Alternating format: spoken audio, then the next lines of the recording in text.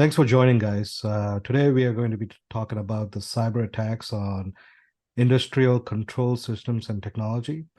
I'm Joe Vadakkan. I am the president for the Cloud Security Alliance for the Southwest.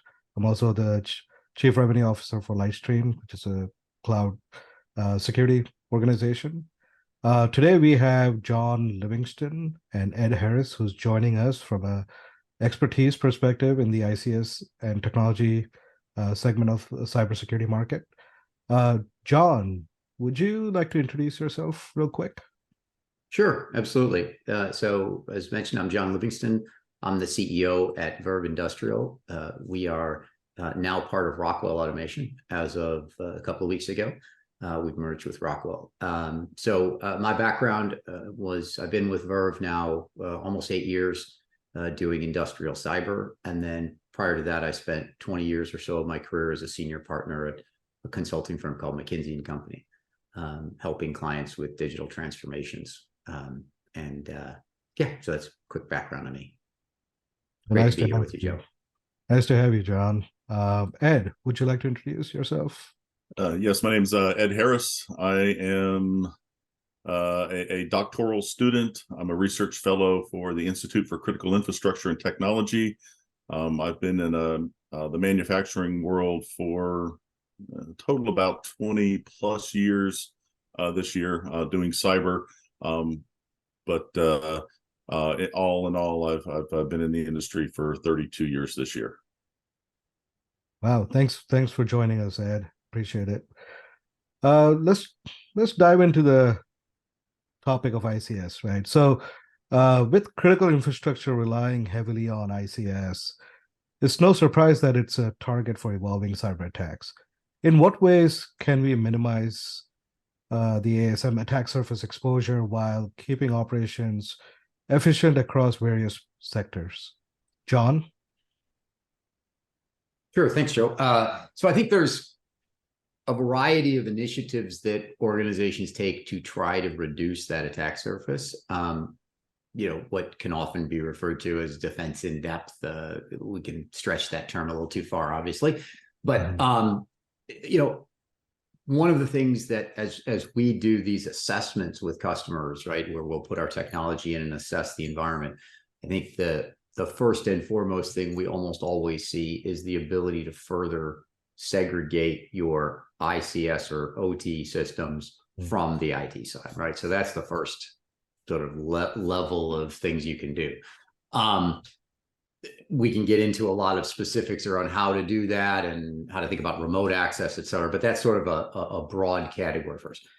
The second is roughly, somewhere between 95 and 100% of attacks that have occurred within the ICS landscape have come in through what I'll refer to as the IT OT barrier or perimeter, and right on the quote unquote IT-like devices in your OT. So these are things like servers and workstations and things like that. And so in our view, the second thing is make sure you have a good visibility of those systems and you harden those. You patch them where you can. If you can't patch them, you're operating application whitelisting, you're hardening users and accounts, et cetera, at that layer. And then next is to ensure that if we're talking about attack surface, is to then, as you go further deep in that network, make sure that you are increasingly adding hardening into that network as you go, whether it be a networking device or the hardware that actually operates within that, like a PLC or a controller. In these ways, we can reduce attack surface. Obviously, there's always the detection part, and how do I detect an attack that's going on? But if I'm trying to reduce the attack surface to start with, right, to us, it would start with the perimeter piece, then those, traditional IT-like devices, servers, workstations, are really hardening those. And then lastly, starting to think about your critical embedded devices like PLCs and controllers and hardening those. Yeah, that makes sense. Ed, from your perspective? Yeah, all perfect responses. One of the things is you got to have to kind of ask yourself, how did we get here? Because when you're building industrial controls, generally they're hopefully in a separate network to start with, but then we've created this problem for ourselves in that, well, we want to converge IT and OT so that we can monitor these things in real time, and so now I've built this nice way for my engineering staff to be able to monitor my networks, but I've also increased my risk profile because I've just integrated the OT network in with my IT network. I'm always a huge fan of keeping these separate, because now I've reduced my perimeter back to something that doesn't have access to the internet. There is no convergence of IT and OT, which I know I'm probably gonna make some vendors unhappy with that statement. But when we're talking about the keys to the kingdom, we're talking about the revenue streams that generates money for the organization.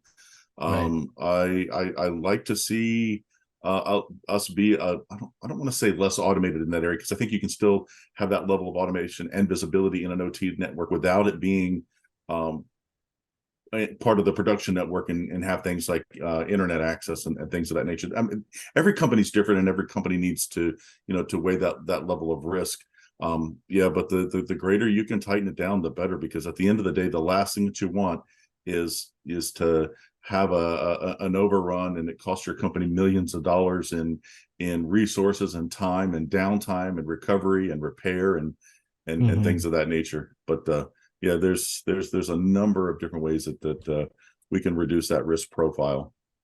Now, would you guys agree, typically, right, you got known devices and unknown devices in the OT space, right? Like, without monitoring some of these environments,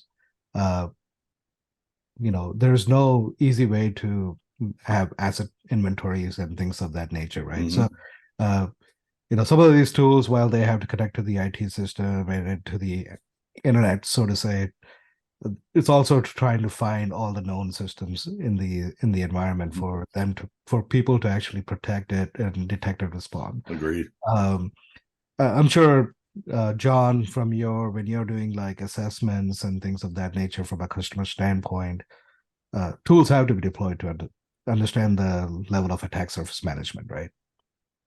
No question. But I think there would be a separation between, does a tool need to be deployed, and does that tool need to be deployed allowing connectivity between IT and OT, right? So when we deploy a tool, we'll deploy it within the OT environment. Within the same environment. Okay. Yeah. And obviously you don't want to, right? The world can't survive if all you do is, have a great asset inventory at a plant and never see that outside. Right. But the way that our tool, and I think others as well, are architected is to go do the discovery inside that DMZ, but then push data one way outbound, right, to an enterprise reporting console. And you may not send every bit of data. We can debate how much you want to share out, but at least critical information about the status of those assets, so that you're not breaching your security model to have ITTs. And by the way, you don't really want the IT tools to be scanning these networks anyway, because you're probably going to break something if you do. Right. So I think the quote unquote best practice would be put something inside the DMZ, gather your data in an OT safe, effective way, and then push that data out to your IT CMDBs or wherever you want to put it, so you can manage it across the facilities. So you're not, trying to do this with a security person at each and every plant, because that's not feasible. Right, and I couldn't agree with you more. That to me is the perfect model, because at the end of the day, IT people, we see the cyber threats against the organization. What I don't have is a great asset database of all of my OT worldwide. And when you sit on multiple continents, how do you know what's being set up new tomorrow? Because you can run your inventory and have a complete listing today, and that's only as good as today until you run your next inventory scan. But as security practitioners, we see the threats. I get an email from CISA a couple of times a week around the threats against OT, and having a repository that I can go to and find out how many, you know, particular PLCs that are affected by a known cyber threat. I can get that data from my repository, and from my repository, I know what facilities and what engineers are responsible.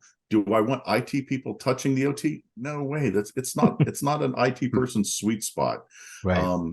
But I do want the engineers to be armed with the cyber knowledge that I have, the threat knowledge, the threat details that I get from the outside world, to arm them so that they know that there's a particular threat against a particular, you know, device based on the OT that we've got installed in our plants around the world, so that they can plan an upgrade, schedule a change out of equipment if that's what's necessary during our next downtime.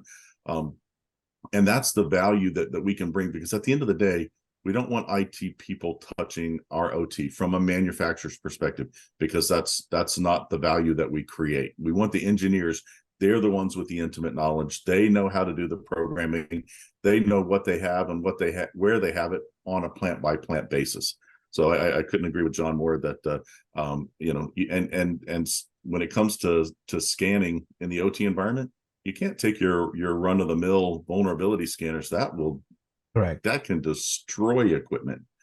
Right. So you take something from a passive perspective, do some discovery, and there are other types of scanners for sure. But yeah, I love the hands off the best. Yeah, makes sense. So let's focus on some of the more prolific ICS attacks in recent memory. What areas did they impact? What techniques were used? Were they motivations financially or politically fueled? Lastly, what were the potential mitigation? Ed, do you want to take that? Yeah, and I'll be honest with you, we haven't seen a lot of attacks, and I know that just by saying that, I'm now opening myself up for that. But you know, it also depends on the type of sectors that you are in the world from a manufacturing perspective.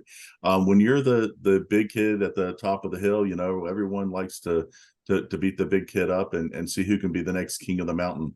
But you know, looking back at your security posture, you know, how do you gain access to something that doesn't have access to anything? So that's been our methodology for reducing our risk posture, is to make sure that we keep things relatively isolated. So I'm probably not going to be as good going to give as good of a response as maybe John is in the diversity of the clients that he sees, because I'm certainly just you know, a handful of manufacturers in the course of my lifetime. Well, I think what I'd say is the amount of press around OT attacks probably is more driven by some of the OT cybersecurity companies than it is by some of the actual attacks. Not to say that they don't happen. They do. Absolutely, they do.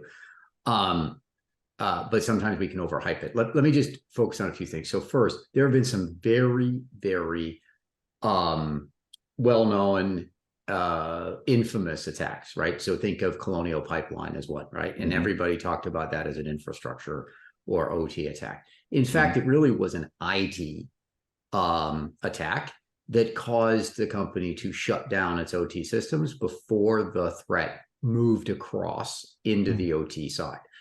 So you say, well, geez, that really wasn't an OT attack. Well, it wasn't yet, but it would have been had they not shut off those systems. It absolutely would have spread into the OT, or at least the story goes, it would have spread to the OT side.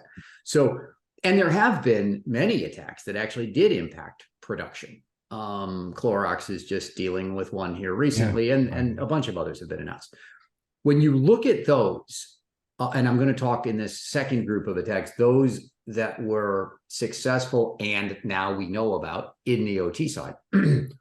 As I mentioned before, somewhere around 95% of those attacks came through an IT, OT, you know, they started in the IT side, they bridged to OT, and then they went in and tried to do damage on the OT systems, specifically focused on those Windows, Unix, Linux type systems where, frankly, hackers know what they're doing in those systems, right? They look like IT systems. There have been known attacks that have gotten through and impacted the controller level, meaning the actual things that operate, the actual environments that that are controlling our chemical plants, et cetera. Right. But 95% of it has started through that Windows box. So as we think about protecting, right, that's a place to focus on, is that why are they doing this, right? You asked the question of, okay, so for those events that have happened, if you look 3 or 4 years ago, the vast majority of attacks were in OT were nation state oriented, meaning they had come through and there was some purpose, the power grid being the most logical or obvious one, where people were trying to get in and stay in, Right. knowing they may not go cause damage today, but they want to be there when they want to, when we go to war, so to speak, right? And so they're doing reconnaissance and that sort of thing. But if you look in the last 3 years, by far the biggest attacks have come from ransomware, primarily not nation state, but for-profit ransomware. And in part that's due to an expanding connectivity between IT and OT that Ed referred to, so there's more opportunity. But probably the bigger reason is the for-profit, I'll call it, hacking community discovered that these are very, very profitable things to hack from a ransomware point of view, right? If you ransom my manufacturing plant that's producing $1 million a day, I'm going to pay. And so that's what we've seen lately, is a much greater increase in that, essentially profit-driven private. It's always hard. It's quasi, nation state, but not, I'll call it, strategic nation state warfare, but more, profit oriented. Yeah, it is pretty interesting, right? I mean, right now we are seeing SEC coming down with rules and regulations, 4-day breach notifications, and just that notification. I mean, I think the last one I read from a ransomware perspective, the for-profit notified the SEC, right? As a lever. As a lever, right? So to get them to pay, they didn't want to pay, so they were to try to make them pay. So it's pretty interesting how things are strategies are changing, even on the for-profit hacking side of things. Yeah, and I read about that just the other afternoon. A bad actor trying to get the company to pay up, and when they didn't, they said, if you don't pay us, we're going to call the SEC and we're going to let them know that you were compromised 6 months ago and you never called them. And so now your fines are going to be heavier. So our ransomware costs just went up. Yeah, it is definitely interesting times. So, going to the next question, what are the most useful tools and solutions that are currently addressing ICS risk today? What tools did you say, Joe? Yeah, just top of your mind, some of the OSS tools or whatever tools, right? Useful tools and solutions do you see in the market? So here's what I'm gonna do, because we actually sell a tool. I'll try and avoid the use of our tool, but let me describe the kinds of things that we're seeing. So categories of tools, right? Yeah, exactly. So the first is some form of asset discovery and inventory capability. And as Ed mentioned before, you mentioned passive tools, which often really are thought of as network based, right? They're going to monitor traffic on a network to try to see what's there. Our tool, as well as some others, use more quote unquote active methods that are OT friendly. So we've been in business for about 30 years, building all of these sort of very specific ways of discovering OT assets without disrupting the environment. So one of those approaches, either a passive or an active, or maybe a combination, frankly, to get at that asset inventory. The second is then it's kind of old school, but firewalls, right? And network protections of various forms. And they're not quote unquote tools. Well, I guess they are, right? But that's sort of once you figure out what you got, then you got to figure out how you're going to separate it and protect it using firewalls or some form of network management, I'll call it. And then the third type of tool is some way of managing the protection elements on those endpoints. And so what we see being most effective in this is called application whitelisting. So if you go into the IT world, the world has moved towards EDR, et cetera, because you can be connected to the internet, and using a whitelisting approach where you only approve a few number of applications to run, it's impossible in IT. Right. But in OT, it works great because you don't want anything to run, right? Yeah. You want to lock it down. And so, these tools aren't expensive because IT has sort of walked away from them. So they're very price competitive, and you just lock it down. So that's another tool that we've seen to be very effective. And then I guess the last piece is some form of a threat detection capability.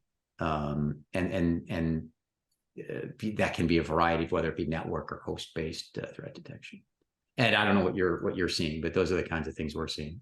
Yeah. And so certainly the things that you brought up are the types of tools for converged networks. Obviously, if your OT environment is disconnected, you worry a little less about doing vulnerability scans because I'm in an environment that's protected. But necessity is the mother of invention. It makes you wonder, why do we have to have an asset scanner to start with? Why can't I just get my facility engineers who know what they have, because they have to maintain it? Why can't they just provide a copy of the assets that they have, and we can just populate a CMDB, and we don't have to go out and do an asset scan? Well, where this becomes this tool has become important is obviously we need the data, but why aren't we getting the data from the engineers? It's because there's a lack of trust between an engineering staff and an IT staff, because the engineers are like, well, I don't want IT playing in my world. I agree. I don't want to play in your world either. But there is real value in understanding what we've got so that we can share threat intelligence data with you, especially when we have assets that are within the company that you don't see threat intelligence on. And so it's really becomes an interesting challenge that, asset scanning is it's a necessity because of the lack of conversation. I would challenge that by saying, why not go build a rapport with your engineering staff and become an advocate for them? I think that goes a long way. Firewalls, man, that's common sense. If you're isolating your environment, I hope you've got some firewalls in there, because maybe you have one big OT network and that spans multiple facilities and multiple places around the world, but maybe they're all standalone, and maybe that's by design so that the weakness in one area doesn't proliferate into other areas of the organization. Vulnerability scanning, it's common sense, but if you, again, for an isolated environment, how much vulnerability scanning do you really need to do? I think it's good to know. I think it's good to be aware of the vulnerabilities, because it is an effect of the risk posture to understand when you've got increased risk because a particular vulnerability has a known exploit and it's being exploited in the wild. And I see that from a threat researcher perspective, and I want my engineers to know the importance of going and reducing our risk profile by bringing them this threat intelligence. But everything that Jim mentioned, great points. Yeah. But I think the one thing that was missing is the communication. Yeah, I mean, there is something to be said about that.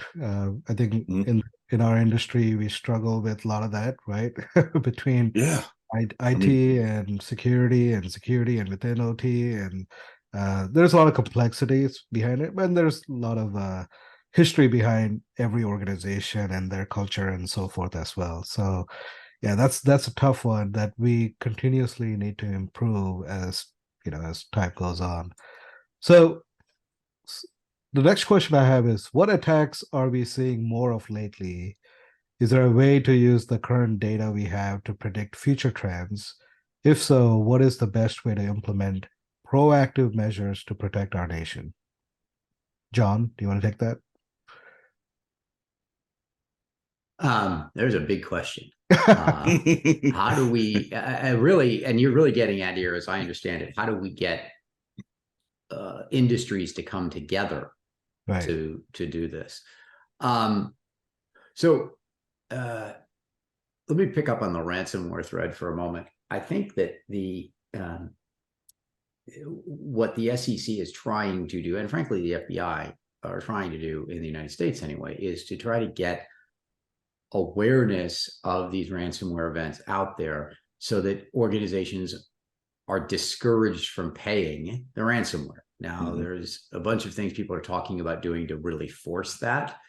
We'll see if that actually holds water or not, making it criminal to pay, et cetera. And certainly there's ways they can do it around the way you pay, and they've already implemented some of those. But so I think the first is, can we come together to say, we aren't going to pay? Because right now the incentives are so great in every direction, right? Incentives for the hackers are great, and the incentives for the hackee, so to speak, the target, to pay is there. So to me, number one would be bringing the community together to come up with ways to be aligned on that mission. And how are we going to hold each other accountable? What are we going to create as a backstop for that? Not just as potentially as sticks, but maybe some carrots, right? Meaning, how do we incent people to not pay, and maybe support them in that journey? So that's number one. I think something around not paying ransom. The second is training. So right now there are, according to CyberSeek database, 550,000 open cyber jobs. And if you look at OT, it's really a problem, because you need to have both combinations of skills. I think, we need to put together a nationwide effort around building cyber talent. Right. Because the problem is, even if we could get CISOs together to share information, they've got ISACs all over the place. The problem is they don't have enough people to do it. Right? Is great. I now know that, but who do I hand that to? I don't have the bodies to go solve the problem. And it's not even that I don't have the budget, although that's a problem too, but I don't have the people. And so I would say, secondly, we've got to put some sort of nationwide program around training the next generation, or maybe even not just training, finding the next generation of cyber, because there may be people out there that have some of the requisite skills, but morphing those skills into IT capabilities, I think, is going to be a big part of it. So those are two things I think that we might be able to do. I don't know if we get ahead, but at least try and keep pace with the attacks. Do you think like some of the organizations just lack programs internally to, like, I see a lot of, we see a lot of slides out there, right? Like shortage of 2.4 million people or whatever. But the reality is, cybersecurity employees, require tech background for them to be very effective in the job they function, right? Without truly understanding the basics of systems and coding and development, it's you're not going to be very effective, unless organizations put investments in, and you have that 6-month or 12-month ramp time to really understand the, OJT, like back in the day, right? So right. So as you said, training programs. I think that it kind of, we need like a balanced approach, right? And also like CISOs, we also kind of security organizations in every facet. I think we kind of created bringing in unicorns and trying to solve a problem in a way. We never developed an organization by itself in a full scale. But I know a lot of the Fortune 100s have, they have 2,000 people, 3,000 people, security people in the organizations, but generally we didn't scale that way. So I think we have some big problems that we have to solve as well. I think it's fair point. And there's an interesting side shoot of this. We still, as CISOs, we still have a problem with sharing our material weaknesses with one another. You get into a meeting with a group of CISOs, and you sign a non-disclosure agreement, and you say, okay, now let's talk a little bit about the real problems that we have. And some CISOs are so reluctant to say, you know what, I've got a problem with these 3 things and I'm really struggling with it. And somebody else in the NISAC says, oh, hey, we solved that a year ago. Let me show you what we did, and maybe you can take the solution back to your company. I think that there was, if there was a little less, swallow your pride a little bit and admit when you've got a problem, and be comfortable with sharing it amongst a group of friends who likely have had the same problem in their organizations, and come back the champ from your meeting with the ways to solve your cyber challenges, because we all have the same cyber challenges. My challenges aren't any different being in a manufacturing environment than it would be in a hospital. It's just a different type of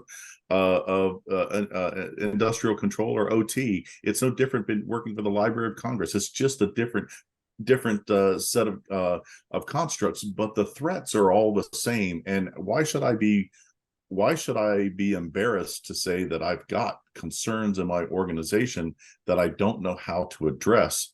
When our collective minds get together, we can tackle anything. We put people on the moon.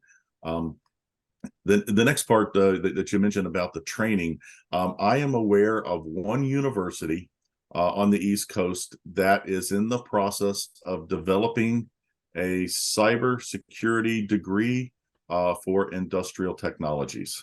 And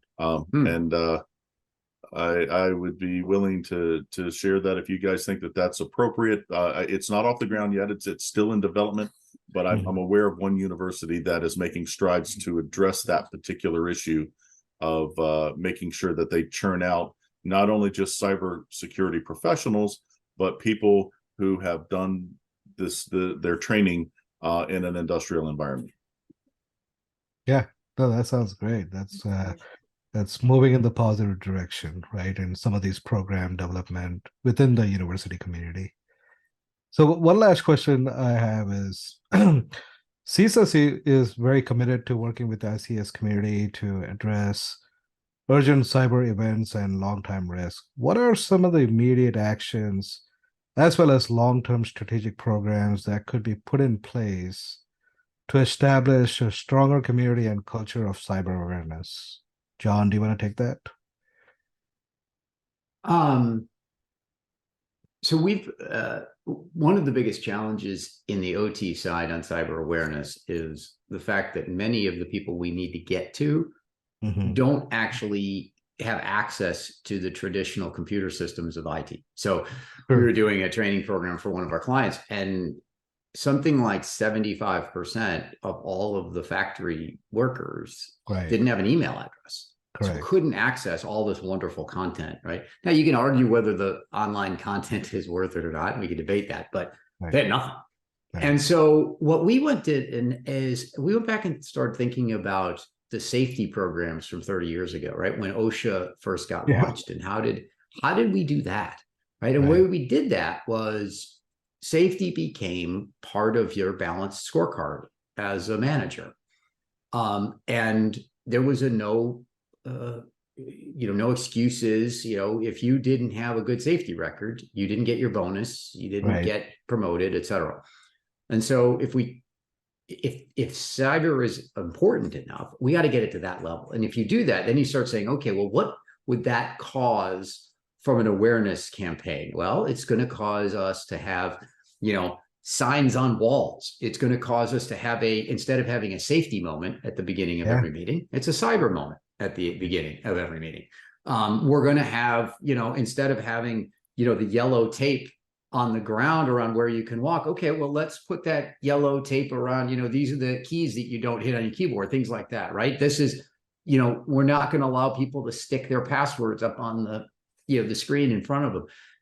I think it would force us to rethink the way we think about awareness, because now people would be compensated or not, depending on their performance around cyber hygiene, as it were. And as we know, right, the safety events are all monitored down to what's a reportable incident. Somebody trips and falls and sprains their ankle. That's a reportable incident. Now, was somebody going to die? No, but it's a reportable incident, because we know that if we have one reportable, Well, that can lead to more stuff.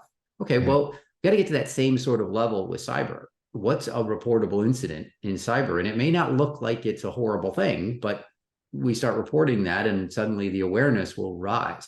Somehow we got to get to those 75% of people, I guess is my point, because they're the ones who are touching the computers. And if we don't get to them, we're probably just fooling ourselves. Yeah. No, that totally makes sense. I like the idea of the OSHA kind of a concept, right? The 0-day And accident, it works. right? It Yeah. works, It right? yeah.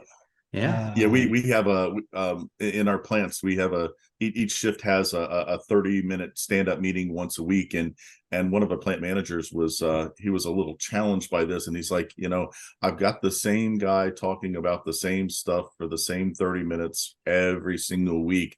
I how do I mix this up? And I'm like, well, do you have your script of what you're planning to talk to from an OSHA perspective? And he's like, yes. And I'm like, okay, why don't you make a different person responsible for it every single week that you have this 30-minute conversation? Because it brings a different perspective on the same material that you're reinforcing. From a cyber perspective, we do our security awareness training. We always make sure that not only are we providing training for people to be good cyber citizens within the organization, but we give them actionable things that they can take home and bring to their families about making sure that I'm paying more attention to what websites my kids are clicking on. Can I put a security front end to give them some guardrails to make sure that they don't click on things that they're not supposed to, and then reinforcing this by making sure the parents get good cybersecurity training at work and they take that information home. We're beginning to introduce that into our 30-minute plant meetings on each shift that happens once a week, just to say, hey, listen, here's a great idea. If you get an email and this email is something that you are not expecting from somebody, and that it gives you a sense of urgency that you need to go complete something right away without thinking it through, and it sends you to a website you've never been to, you should probably rethink that before you click on it, and provide them with a link back to one of our intranet sites where they can get a little bit more details for those who are naturally curious. For those who aren't naturally curious, they'll get the same meeting information from somebody else in the next 7 days when they have their next their next review cycle for security talking points and things like that. But that actually works. Yeah. The more you talk about it, Yeah. the more that it becomes ingrained into their everyday work environment. Yeah, and it becomes second nature to them, right? And obviously calm behaviors and things of that nature definitely helps moving in that direction. Any last thoughts and comments, Ed, from you? Yeah, I think one of the things that I would want to make sure that people take home is, don't get caught up in it's never going to happen to me, because it is going to happen to you. It's not a function of that it won't. It's going to happen, and it's really is, when is it going to happen? It's going to happen when you've pushed it off long enough and not addressed it. What you don't want to do is, you don't want to wait until your kid catches cold because you didn't give them a jacket to put on their way to the bus stop in the morning. Being proactive, talking about it, communicating. I think these are really valuable points to making sure that we address the issues and we keep this at the forefront. I understand cyber is not everybody's job, because you might be in marketing, you might be in accounting, or whatever, but it actually is everybody's job. Right. No, that makes sense. John, sorry. No, I think actually Ed's point is well taken. It is everybody's job. I guess maybe my only other comment would be to the people who are out there trying to fight the good fight, and raise this topic, right? Because so many people are struggling to get this topic on the agenda. The thing that I would encourage is, how do we build a business case for this? And that business case in OT security, we can make it very, very practical P&L based, right? This plant goes down and it's worth X a day or X a month or whatever. And we can start to look at what are the kinds of things that could cause this plant to go down. That allows us to build a business case against the types of investments we would need to make sure that it doesn't. And most organizations already have disaster recovery plans and disaster recovery BCP type things where they've actually 100%. Yeah. put value at this already. So Right. leveraging that to build our business cases, I think, is a great opportunity for those people trying to push this forward. Yeah. Yeah, No, and to add to right. that, making sure that they exercise those plans. You know, how many companies have done tabletop exercises, but never taken the time to do a functional exercise where you actually go over and fail over a component, or even better, go into your operational environment and say, okay, guys, I'm going to give you a real cyber exercise. We've just been hit with ransomware. It's going to take us about 13 days to get IT back online. How do you run your business? Go. Mm-hmm. And they're like, whoa, how am I taking orders? How am I getting those instructions into my equipment to process my whatever widgets that we build? How do I record that for a customer because the CRM is down? How am I going to bill them? How am I going to generate an invoice? What, you begin to think at that level, and then you say, okay, I might need some help in reducing my risk profile associated with something really bad happening in IT that affects one of my revenue streams. Yeah, these are all great points. I think a lot of the large corporations obviously have BCDRs and business impact analysis to do codependency mapping and revenue mapping around it. But these are great comments for everybody that's listening to this video and this panel, because it does need to be implemented all across the organizations, no matter how small or big, because at the end of the day, it is going to impact revenue. Well, I really appreciate Ed and John joining us today. It was a great conversation. Thanks for being here. To the audience, if you have any questions, please visit our virtual booth. Thank you. Thank you so much. Thank you all. Appreciate it. Thanks, everyone. Great to be with you.